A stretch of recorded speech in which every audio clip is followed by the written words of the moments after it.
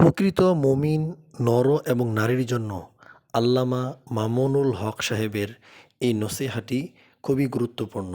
আর আল্লাহ এবং রাসূলের কটূক্তিকারীর জন্য এটা একটি বড় নসিহা। সকলেই শুনতে থাকুন মনোযোগ সহকারে।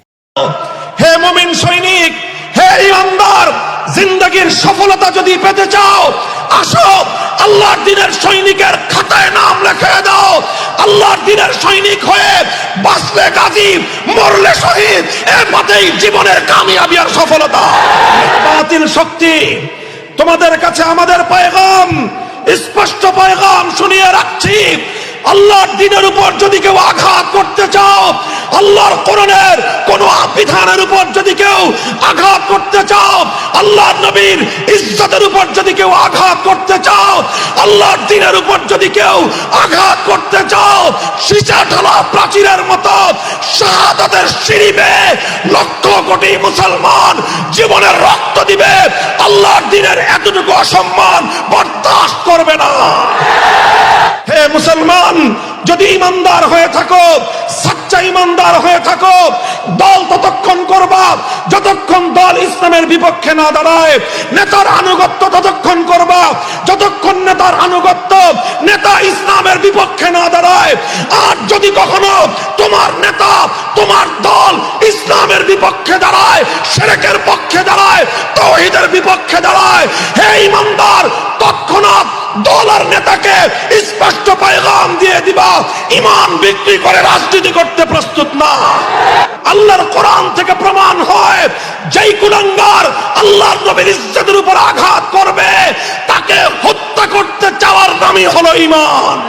নবীর ইজ্জতের উপর যে আঘাত করবে, আল্লাহর নবীর শানে যে গুস্তাখি করবে, যে আল্লাহর নবীকে কটাক্ষ করবে, কটূক্তি করবে, বিশ্ব সভ্যতায় সবচেয়ে জঘন্যতম অপরাধী সে।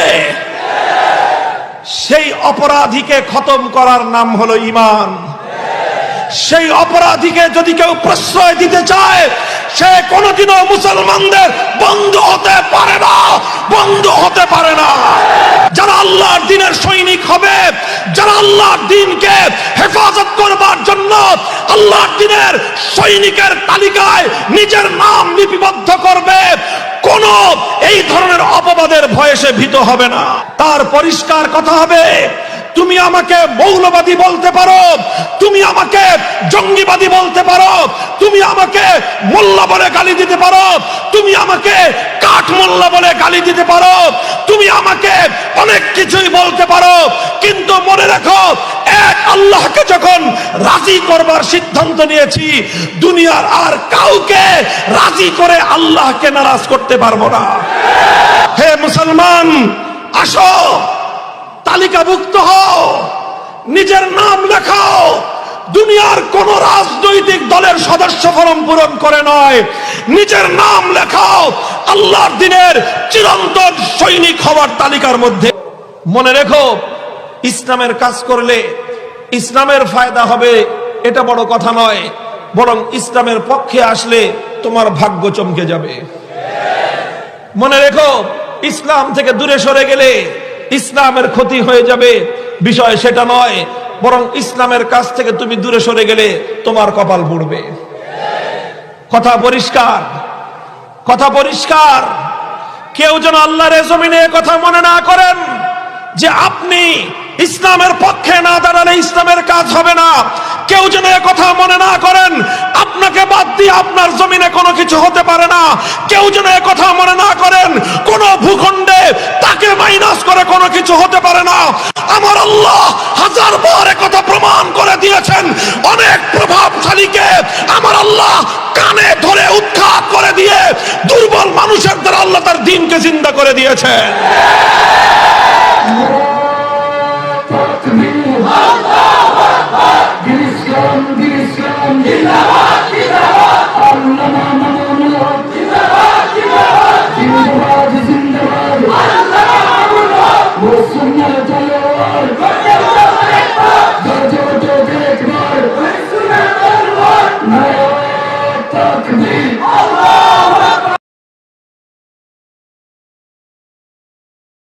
কেমন লাগলো ভিডিওটি? ভালো লাগলে অবশ্যই লাইক, কমেন্ট, শেয়ার করে পাশে থাকবেন।